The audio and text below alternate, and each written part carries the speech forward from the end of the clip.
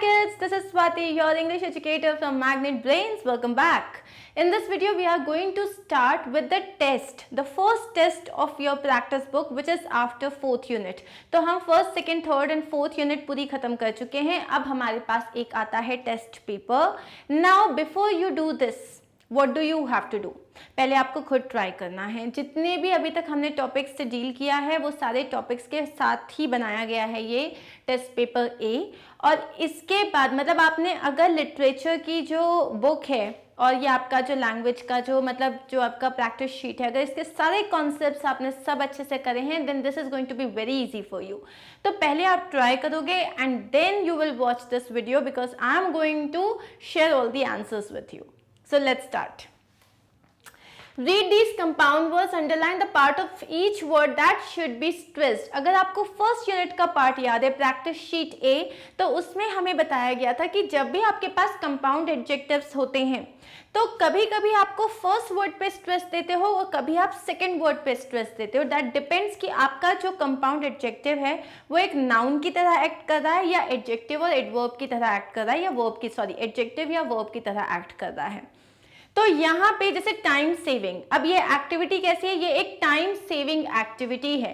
तो ये time saving यहाँ पे एक एडजेक्टिव की तरह एक्ट कर रहा है. जहां पे भी आपके वर्ड्स में एडजेक्टिव या वर्ब की तरह एक्ट करता है वहां हम सेकंड वर्ब पे ज्यादा स्ट्रेस देते हैं और जहां वो नाउन की तरह एक्ट करता है वहां हम फर्स्ट वर्ड पे स्ट्रेस देते हैं. अब well known, he is a well known man, he is a well known man. तो ये मैन के बारे में बता रहा है. अगेन ये एक एडजेक्टिव की तरह एक्ट कर रहा है तो आप नोन पे स्ट्रेस दोगे. Kick start, that's a kick start activity. तो अगेन ये एडजेक्टिव की तरह एक्ट कर रहा है, स्टार्ट पे होगा आपका focus. And well fed, so suppose I say he is a well, it is a well fed dog और it is a well fed cow. तो अगेन ये एक एडजेक्टिव की तरह एक्ट कर रहा है तो हम सेकेंड पार्ट पे स्ट्रेस देंगे. Now let's move further. आपके पास कुछ प्रीफिक्सेस दिए हैं. प्रीफिक्सेस क्या होते हैं? ग्रुप ऑफ लेटर्स जो आप जो आप वर्ड के आगे लगाते हो एंड उसका मीनिंग चेंज हो जाता है. यूजुअली हम जब प्रीफिक्सेस लगाते हैं तो वो एंटोनिम्स में कन्वर्ट हो जाते हैं. अब अन के साथ आप कौन सा वर्ड लगाओगे? आपको अन के साथ कोई एक वर्ड यूज करना है, फिर उसको आपका सेंटेंस भी बनाना है. तो जैसे अन है और इर है, तो यहाँ पे अन के साथ हमने हेल्दी ऐड कर दिया तो बन गया unhealthy.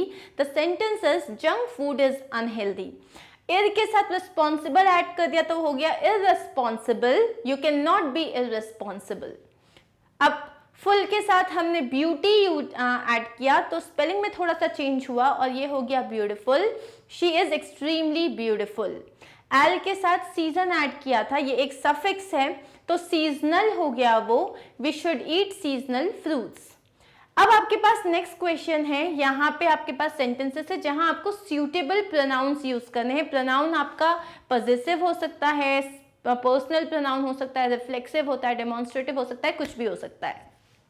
So this pen is, now you can say this pen is yours, this pen is mine, this pen is hers, this pen is his. You can use anything. Dash is going to take out the garbage. So अब यहाँ पे is है तो you और I तो आएगा नहीं क्योंकि I के साथ M आएगा, U के साथ R आएगा और कोई प्लूरल भी नहीं आएगा तो बचा he और she या it. तो कोई गार्बेज निकालने की बात होती है तो until unless you are talking about a robot आप it यूज नहीं करोगे. आप क्या बोलोगे? आप बोल दोगे he is going to take out the garbage और she is going to take out the garbage. Your pencil box is. Now अब वहां पे आप पूछ सकते हो क्या ये तुम्हारा पेंसिल बॉक्स है, या ये भी पूछ सकते हो क्या वो तुम्हारा पेंसिल बॉक्स है. सो इसमें यहाँ पे this भी आ सकता है या that भी आ सकता है. Dash can enter this training ground at any time of the day. मतलब तुम इस ट्रेनिंग ग्राउंड में कभी भी आ सकते हो या वो लोग इस ट्रेनिंग ग्राउंड में कभी भी आ सकते हैं. तो यहाँ पे आप बोल सकते हो you can enter, they can enter, we can enter, it can be anything. So remember कि इसका कोई एक पर्टिकुलर आंसर नहीं होगा लेकिन वर्ब के साथ सही होना चाहिए. ये जो वर्ब्स आपने लगाए हैं ये वर्ब के साथ सही होना चाहिए. अब मैंने इस दिस या दैट ही बोलूंगी, दीज इसलिए नहीं बोल सकती क्योंकि मैं प्लूरल यूज नहीं कर सकती. क्लियर? अब नेक्स्ट क्वेश्चन है हमारे पास. फ्रेजेस पढ़े थे हमने तो हमें यहाँ पे एक सिंगल वर्ड नहीं फ्रेज यूज करना है. सो डैश सेंग मेलोडियसली, तो हमने यहाँ पे क्या बोला? The girl in yellow dress. अब मैं बात कर रही हूँ who sang the girl in yellow dress, तो गर्ल इन येलो ड्रेस पूरा का पूरा हो गया एक noun phrase. They park the car adverb phrase. अब यहाँ पे मैंने बोला in the corner, they park the car in the corner, ये हो गया एक adverb phrase. The examinations were pretty easy, how easy, they were pretty easy, तो ये हो गया एक एडजेक्टिव, मतलब एग्जामिनेशन के बारे में जो हमारा नाउन है उसके बारे में बता रहा है कैसे थे एग्जामिनेशन, प्रिटी इजी, तो ये हो गया adjective phrase. I am sleepy, अब मुझे यहाँ पे एक नाउन फ्रेज यूज करना है, सिंपली आई यूज किया है मैंने, एक pronoun, I am sleepy. The blue jacket was, again मुझे एडजेक्टिव फ्रेज यूज करना है, तो मैंने यूज किया the blue jacket was shiny and new. ऐसा कोई भी आपको ग्रुप ऑफ वर्ड यूज करना है जो आपके जैकेट के बारे में बात करे। The Swaraj looked at us again yesterday, उसने कल हमें फिर से देखा था, तो एडवर्ब मुझे टाइम की या प्लेस की बात करनी है, तो मैंने क्या बोला, she looked at us again yesterday. The children looked at the old beggar, अब मुझे नाउन यूज करना है तो मुझे समवन यूज करना पड़ेगा, the children looked at the old beggar. Clear? अब अगर फ्रेजेस जो हैं हमने अच्छे से पढ़े हुए हैं, अगर आपने फ्रेजेस की वीडियोस चेक किए हैं तो आपको ये बहुत इजी लगेगा। नेक्स्ट है, यहाँ पे आपको करेक्ट वर्ब यूज करना है, Munaf as well as his friends. अब यहाँ पे सब्जेक्ट वर्ब अग्रीमेंट आता है, Munaf as well as his friends, तो ये एक रूल है, जब भी नाउन के बाद नाउन और वर्ब के बीच में एज वेल एज और एज लॉन्ग, मतलब एज वेल एज आता है या विथ आता है, तब हम कभी भी प्लूरल यूज नहीं करते, हम सिर्फ नाउन को देखते हैं।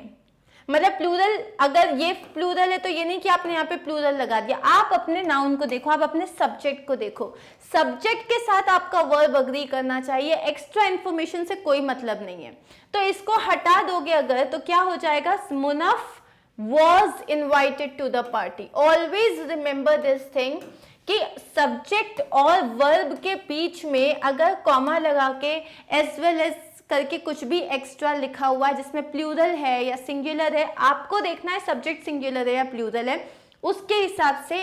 अब प्लूरल नहीं है, सिंगुलर है, तो आप क्या लगा दोगे, was. Similarly the other students, not Arpita.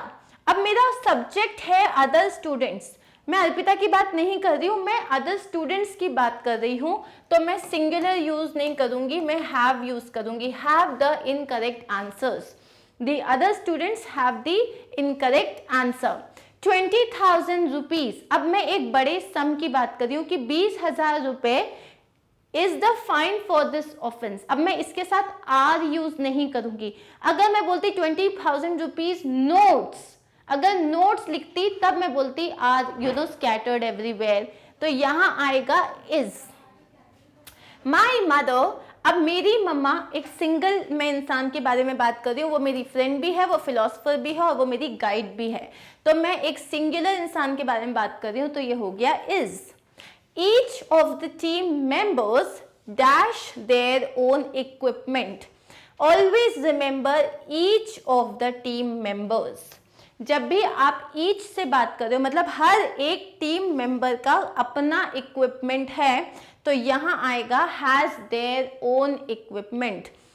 Each जब भी आता है आप सिंगुलर वर्ब यूज करते हो। ईदर सीमा और हर नेबर्स डैश लाइंग।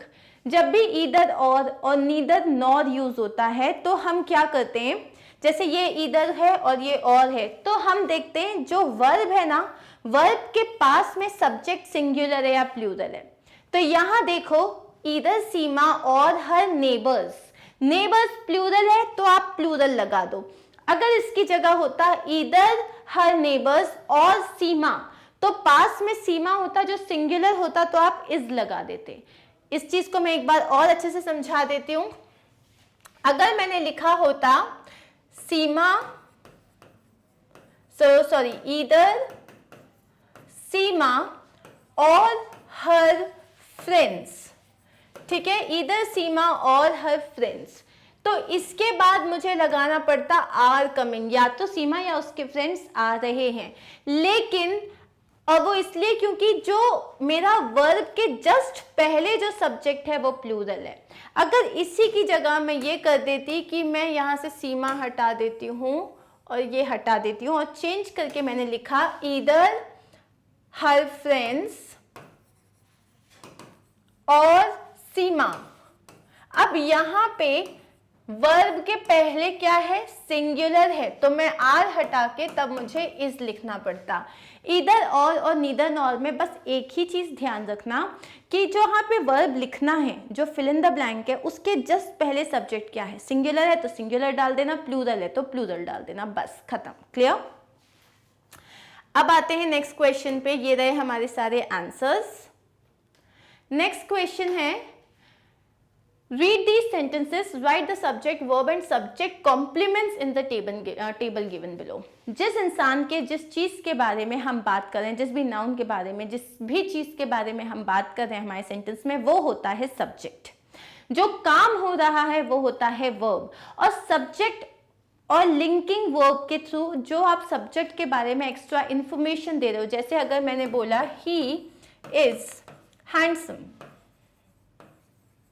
अगर मैंने बोला ही इज हैंडसम, तो यहाँ पे ही मेरा सब्जेक्ट है, इज मेरा हेल्पिंग वर्ब है। इसको मैं लिंकिंग वर्ब भी बोल सकती हूँ क्योंकि ये मुझे सिर्फ सब्जेक्ट के बारे में एक्स्ट्रा इंफॉर्मेशन प्रोवाइड कर रहा है। इस एक्स्ट्रा इंफॉर्मेशन को मैं बोलती हूँ सब्जेक्ट कॉम्प्लीमेंट। क्या बोलते हैं? Subject complement. ये भी हम ऑलरेडी पढ़ चुके हैं। क्लियर? अब हमें क्या देखना है यहाँ पे, जैसे ही इज हैंडसम मैंने क्या लिख दिया, सब्जेक्ट प्लस लिंकिंग वर्ब, और लिंकिंग वर्ब के बाद आता है सब्जेक्ट कॉम्प्लीमेंट। तो यहाँ अब जो हमें सेंटेंसेस दिए हुए हैं इसमें हमें क्या आइडेंटिफाई करना है, एक टेबल दिया हुआ है, उस टेबल में आपको लिखना है सब्जेक्ट, वर्ब और सब्जेक्ट कॉम्प्लीमेंट। अब है दे हैव अराइव्ड अर्ली, तो दे क्या है, सब्जेक्ट हो गया, हैव अराइव्ड क्या हो गया, वर्ब हो गया। Okay, they have arrived. अब यहाँ पे ये जो अराइव्ड व्हेन, ये एडवर्ब है, this is a simple adverb. Sumitra looked thoughtful. अब सुमित्रा जो होता है वो तुम्हारा सब्जेक्ट है, तुम सुमित्रा के बारे में बात कर रहे हो। शी लुक्ड, लुक्ड क्या हो गया, वर्ब। अब लुक करना, स्मेल करना, टेस्ट करना, ये सब होते हैं लिंकिंग वर्ब्स। अब इसके बाद क्या आ गया, थॉटफुल, ये है subject complement. The boy grew strong by the day, हम किसके बारे में बात कर रहे हैं, द बॉय। क्या हुआ, वो ग्रू हुआ। अब यहाँ पे he grew, how, he grew strong by the day. How did he grew strong by the day. तो ये क्या हो गया, ये आपका, यहाँ पे आप एक्स्ट्रा इंफॉर्मेशन दे रहे हो कि वो कैसे उसने ग्रो किया, तो ये एक तरीके से ऑब्जेक्ट ऑफ द वर्ब है। How did the boy grew, he grew strong by the day. The surface of the floor should be smooth, किसके बारे में बात कर रहे हैं, हम बात कर रहे हैं the surface of the floor, ये पूरा मेरा सब्जेक्ट है। शुड बी क्या हो गया, इसका वर्ब हो गया। कैसा होना चाहिए, स्मूथ होना चाहिए, ये सब्जेक्ट कॉम्प्लीमेंट हो गया। Ramiz seems to know everything about this town, किसके बारे में हम बात करें, रमीज के बारे में, सब्जेक्ट हो गया। उसके बारे में ही सीम्स, लगता है, ये वर्ब हो गया। लगता है क्या, टू नो, ये एक इन्फिनेटिव है, to know everything about this town. तो ये हो गए आपके answers. They arrived, Sumitra looked thoughtful, strong, smooth, ये हो गए हमारे आंसर्स। क्लियर? अब है rewrite the sentences using correct punctuation marks, use capital letters in suitable places.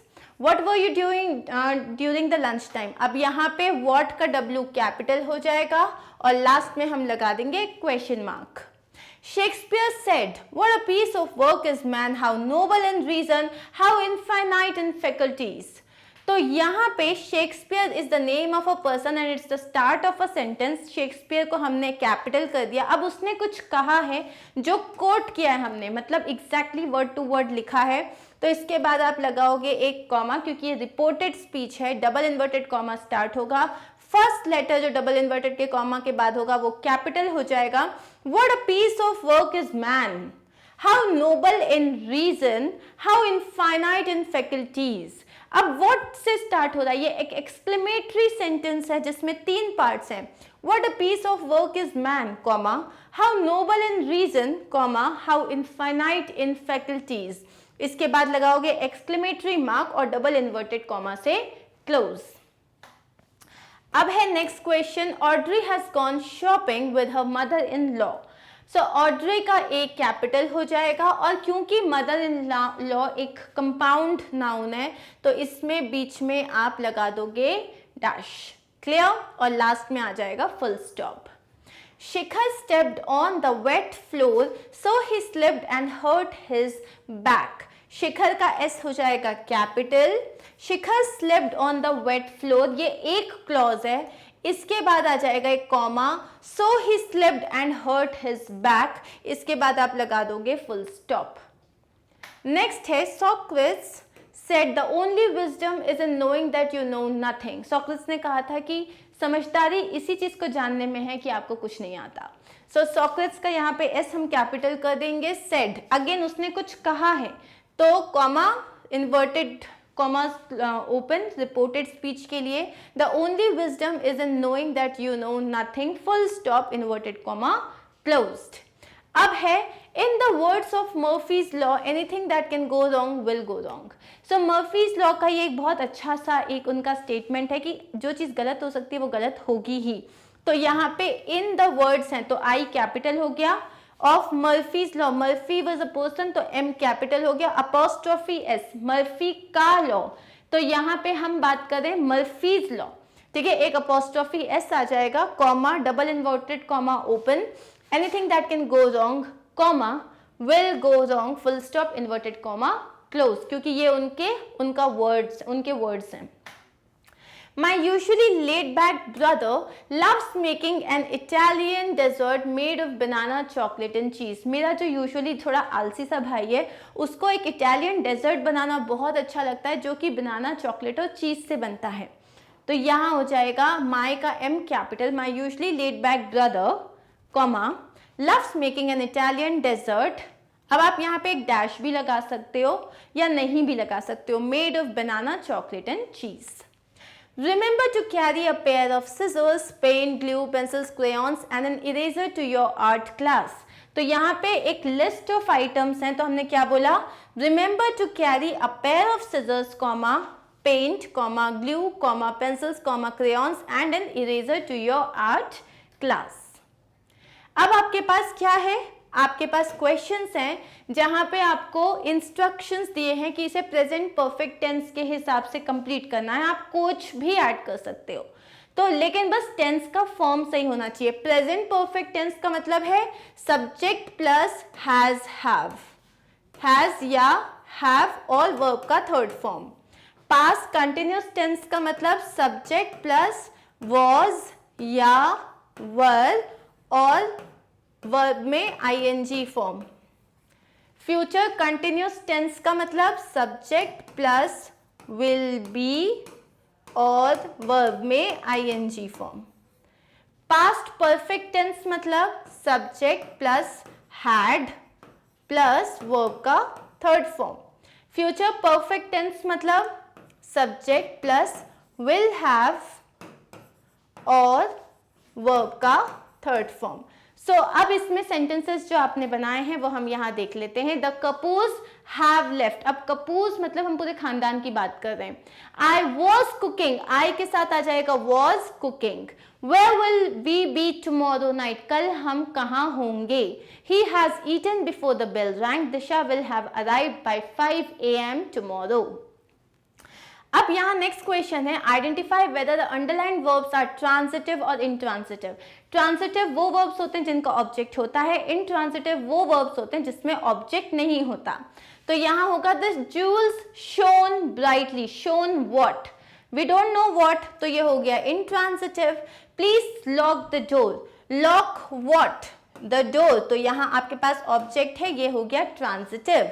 My sister eats a lot of chocolate, my sister eats what, a lot of chocolate, chocolate की बात हो रही है तो ये भी ट्रांजिटिव हो गया। Cats walk silently, cats walk, walk what, we do not know, तो ये हो गया intransitive. Joanna painted a portrait, Joanna ने एक पोर्ट्रेट पेंट करी, तो जोआना के बाद पेंटेड हो गया आपका ट्रांजिटिव, अ पोर्ट्रेट हो गया इसका ऑब्जेक्ट। ये रहे हमारे आंसर्स। क्लियर? जो सर्कल्ड है वो आपके ऑब्जेक्ट हैं. Similarly next winter we will go on holiday. अब वी विल गो व्हाट, तो हमें नहीं पता, ये हो गया intransitive. The doctor examine the wound and bandage it. Doctor ने क्या किया, वुंड को एग्जामिन किया, मतलब जो चोट थी उसको एग्जामिन किया. तो ये एग्जामिन व्हाट, द वुंड, तो ये हमारे पास इसमें ऑब्जेक्ट है, ये ट्रांसिटिव हो गया. In 1947, Jawaharlal Nehru gave his first speech as Prime Minister. Gave what? His first speech. तो ये भी हो गया transitive. Alexander Graham Bell, Graham का G has to be capital, invented the telephone. Invented what? The telephone. ये भी हो गया transitive. The team has been practicing for the match. Practicing what? क्या प्रैक्टिस कर रही है? We do not know. So ये हो गया intransitive. यहाँ पे ये intransitive है. Clear? ये हो गए हमारे आंसर्स. लास्ट वाला इज नॉट ट्रांसिटिव, लास्ट वाला intransitive है. So these are our answers. Next question देख लेते हैं. अब आपको एक ईमेल लिखना है to the director of national museum seeking permission for your class to visit the museum. Also request him to arrange for a presentation on the museum and its artefacts for the students. अगर आपको याद है तो हमने एक email लिखा था where you had to write an email to your teacher कि हमें साइंस म्यूजियम जाना है, तो आप उसके लिए हमको परमिशन दे दो. Now you have to write an email to the director of the national museum और उनको ये भी बोलना है कि we want a presentation on all the artefacts, मतलब कोई गाइड करे, कोई हमें बताए कि एग्जैक्टली कौन से आर्टिफैक्ट्स क्या हैं.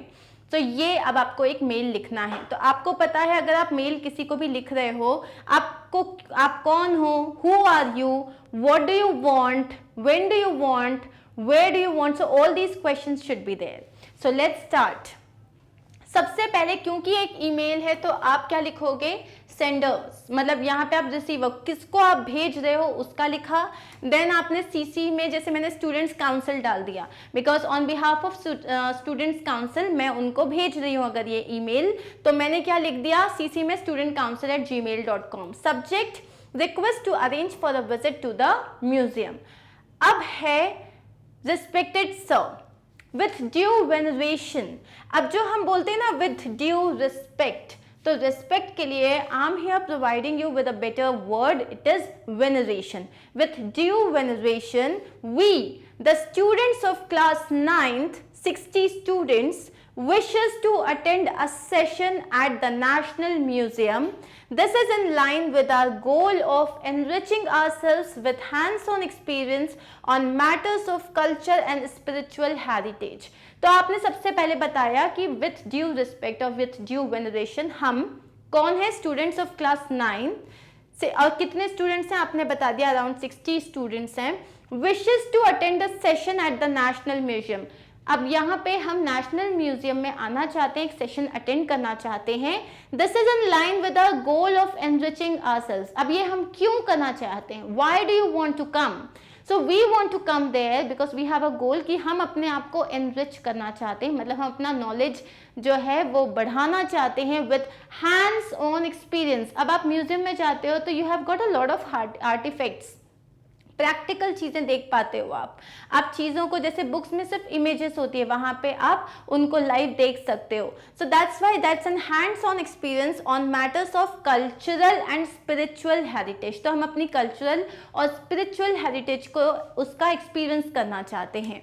The visit to the museum is requested to take place on 15 December 2021 from 10 AM to 2 PM. तो ये जो विजिट हम रिक्वेस्ट कर रहे हैं, ये हम 15 दिसंबर को रिक्वेस्ट कर रहे हैं. कितने बजे, 10 AM to 2 PM. ये आपने बता दिया. When do you want this to happen? We would come in 2 batches in 2 different buses. हम लोग जो हैं 2 बैचेस में आएंगे, 2 डिफरेंट बसेस में आएंगे. 2 teachers would accompany the group to ensure discipline and timely completion of the visit. तो यहाँ पे हमारे साथ 2 टीचर्स भी आएंगी जो देखेंगे कि भाई सब लोग डिसिप्लिन में हैं और आपका जो पूरा विजिट है वो टाइमली कंप्लीट हो जाए. We would also request you to kindly arrange for a presentation on each exhibit with its relevance to Indian culture and history. हम एक और चीज़ चाहते हैं कि आप जो हो एक प्रेजेंटेशन जो है वो हमें दो. प्रेजेंटेशन मतलब हमें बताओ, प्रेजेंटेशन दो about each and every artefact जो भी वहाँ पे है उसके बारे में आप हमें बताओ और किस तरीके से वो इंडियन कल्चर और हिस्ट्री से रेलेवेंट है, रिलेटेड है, वो हमें जानना है. I learned that curators can help students understand the importance of every exhibit in the museum and effortlessly relate it to the age it belongs to and its relevance to modern times. I learned मतलब मुझे ये पता चला है कि अगर जो curators होते हैं मतलब जो लोग guides होते हैं, they can help students understand. वो students को हम एक एक एग्जिबिट की इम्पोर्टेंस समझने में हेल्प कर सकते हैं इन द म्यूजियम एंड उससे क्या होता है वो लोग रिलेट कर पाते हैं उसको आज के एरा से, मतलब उस एरा और आज के एरा से उसको रिलेट कर पाते हैं, इसीलिए we want a presentation. Now here we hence ask you to give official permission to visit the museum. इसीलिए हम आपसे रिक्वेस्ट करते हैं कि आप हमको ऑफिशियल परमिशन दो ताकि हम म्यूजियम को विजिट कर सकें on the requested date and time. जो रिक्वेस्टेड डेट है और टाइम है उस टाइम पे. In case of any further queries please contact us as the number. You can also email us at studentcouncil@gmail.com. तो आप या तो एक नंबर दे दो, एक फ़ोन नंबर, और उसके अलावा आप एक ईमेल आईडी भी दे सकते हो. Then thanking you Shreya Dikshit, class representative class 9. और आपके लिए एक सबसे इम्पॉर्टेंट चीज़ जो यहाँ मिस हो गई है वो है स्कूल का नाम, दिल्ली पब्लिक स्कूल नीलबढ़. तो यहाँ पे इट इज़ इम्पॉर्टेंट कि आप स्कूल का नाम मेंशन करो. तो यहाँ ये चीज़ मिस हो गई क्योंकि स्कूल का नाम मेंशन नहीं करोगे तो उसे पता कैसे चलेगा आप कौन से स्कूल से बिलोंग करते हो. So that is it. This was the letter guys. Now we are done with this test paper as well. I hope you understood it well. जितने टॉपिक्स हमने कवर किए थे वही सारे टॉपिक्स इस टेस्ट में थे. आई होप आपने अच्छा परफॉर्म किया था. I will see you soon in my next video where we are going to start with the 5th unit of practice sheet A. Here we are done. Thank you so much. Please visit our website which is magnetbrains.com because it will be very easy for you to check the playlist और आपके पास हर चीज़ available रहेगी with ease. तो आप इसमें जा सकते हो. You can select the course, select the subject, select the topic and the video will appear. So this is extremely easy. Thank you so much. Keep studying together with me and I hope you really enjoyed watching this video. If you did, do not forget to like, share and subscribe. Thank you so much. Bye.